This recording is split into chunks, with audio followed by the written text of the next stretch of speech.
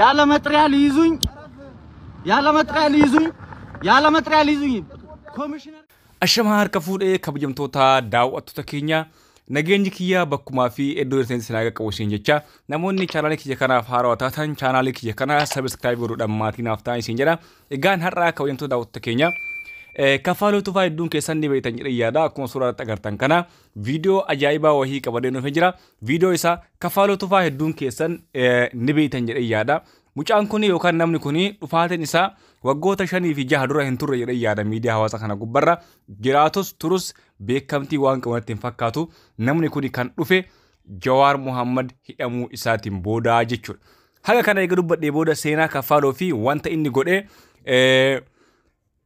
xumura boodarratti polis deebina viidiyoo har'a poolisoonni Finfinnee keessa isa ari'an gallakkifame isinitti agarsiise walitti deebina viidiyoo kana dhageeffadhaatti walitti deebina jechuudha.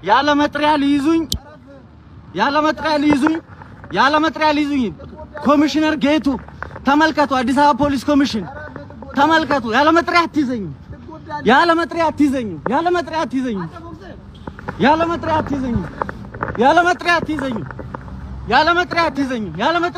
አንተ ፖሊስ ዞር በል ፖሊሱን ያለ መጥሪያ አትይዘኝ ወጥ ወንዶሰን ይሄው እስክንድር አንተ ያለ መጥሪያ አትይዘኝ ዞር በል ያለ መጥሪያ አትይዘኝ ዞር በል ያለ መጥሪያ አትይዘኝ ቆሻሻ ያለ መጥሪያ አትይዘኝ ወንድም ዞር በል ያለ መጥሪያ አትይዘኝ ተናግሬያለሁ ያለ መጥሪያ አትይዘኝ ዞር በል ያለ መጥሪያ አትይዘኝ አንተ እስክንድር ማን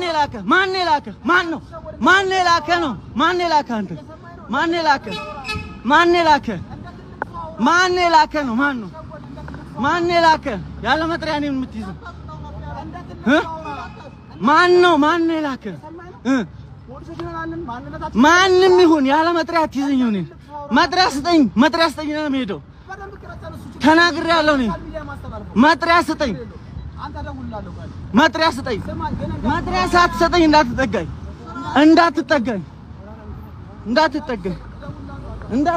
መጥሪያ ሳትይዝ እንዳትጠጋኝ እስክንድር አትጠጋኝ ለምን አምጣ መጥሪያውን እሺ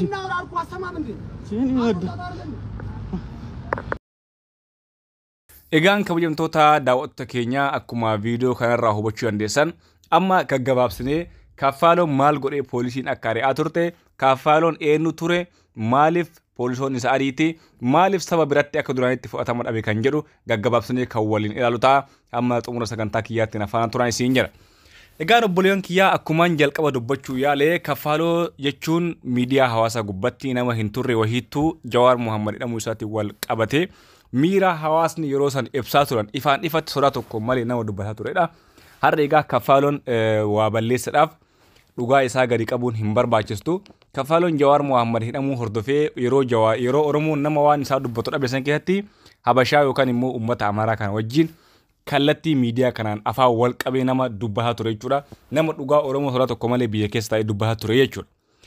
Kuni kanaan osoo jiru kafaaloon beekamtii argachuun saba kana biratti jaalatamuun amma dhufe waa baay'ee uummanni kunis YouTube irratti akka gaarii isa hordofaa turre hedduun namaa inumaa Jawaar Muhammad hidhamus Jawaar biraan nu dhufee jira jedhanii gammachuudhaan kafaaloo harka banatanii simatanii namoota harka dhayaaftu turan jechuudha. Garuu osoo ooleen buleen waggaa muraasa keessatti kafaaloon jaalala hawaasa biratti argate kana ufumaa isaatii balleessee jechuudha. Akkamitti balleessee?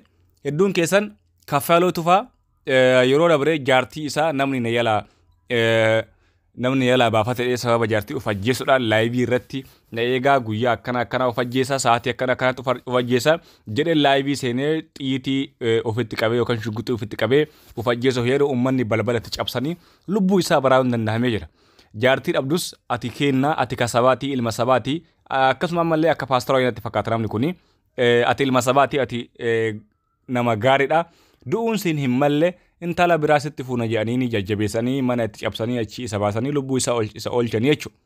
Ergasii ijoolleen keenya uummanni Oromoo osoo amantaan waliin qoodiin kiristaana islaama pheenxee osoo hin jedhin kafaaloo kana fuudhanii Dubaay geessanii achi sagantaa qopheessanii fi bashannansiisanii akka inni restoraantii san keessaa bahu akka inni gammadee miira isaatti deebi'u Dubaay geessanii bashannansiisanii gara Itoophiyaa erganii jechuudha.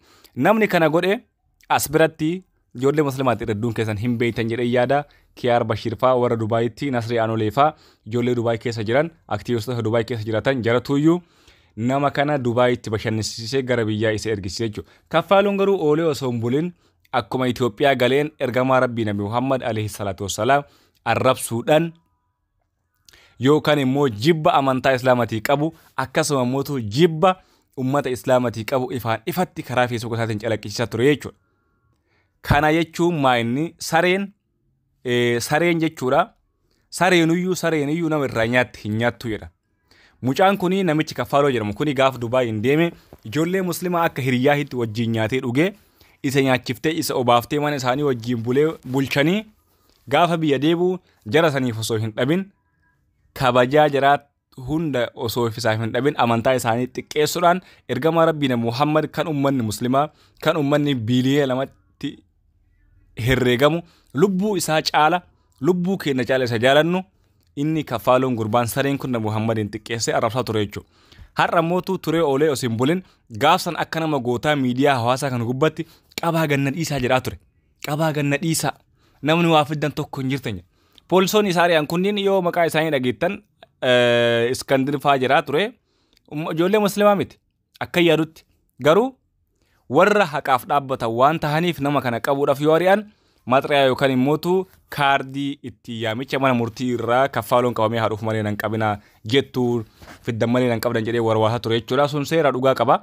Garuu immoo namni tokko akka gootummaa hitti yeroo baatii tokko dura Ramadaanuma keessa wanti kun ta'e baatii tokko dura akka gootaa iyyaa ture kama haganatti deebi'ee warwaatuuf yeroo san akka gootaa godhachuun irraa hin ture. Haa ta'u garuu ammaaf Kaffaaloo ammas Rabbi si haa salphisu haqa ummata as irraa nyaattee gaafa inni Dubaay deeme gaafa inni biyyatti uf ajjeesuuf deeme namni birrii guurafii ture ummata Oromooti. Ummata Oromoo jennu mootu ummata keenya muslima qofaa miti, kiristaana qofaa miti, pheenxee qofaa miti, waaqeffataa qofaa miti. Oromoon amantaa hunda qaba waan ta'eef ummata Oromoo gaaf jenne ummanni Oromoo gaafa Kaffaaloo birrii guure jenne kiristaana qofatu birrii guuraf jechuu miti. Yookaan mootu muslima qofatu birrii guuraf jechuu miti. Yookaan mootu pheenxee yookaan mootu waaqeffataa qofatu birrii guuraf jechuu miti jechuudha. Walumatti tokkummaadhaan guuraniif.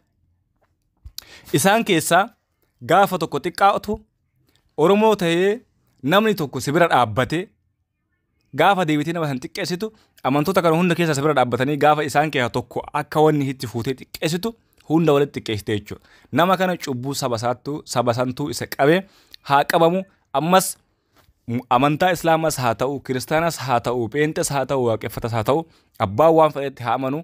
Nama waan ati amantu san xiqqeessa Rabbisa haa xiqqeessu, Rabbisa haa qabu. Kaffaaloo dhugaa hawaasa kanaatti isa qabe jechuudha. Kanaafi gaafa san akka gootaa godhataa ture har'a gootummaa Israa'eetti Rabbii iftuudha jechuudha. Egaan kabajamtoota daawwattoota kiyyaa ammaaf seenaa Kaffaaloo kanumarrattiin gabaabsaa. Namoonni chaanaalii kiyya kanaaf haarawaa taatan chaanaalii kana sabiskiraayib yoo gootan baay'ee na gammachiisa. Viidiyoo kanas laayik godhuudhaan yaada keessanis koomentii irratti yoo naa kettan baay'ee gammachuu natti dhagahama. Hamma xumuraatti waan na faana turtanii fi guddaa galatooma ulfaadha. Isinitti haa tolu bakkuma jirtanitti fataa zanaa jedhaa jiraadha. Kabajamtoota daawwattoota keenya yeroo gaarii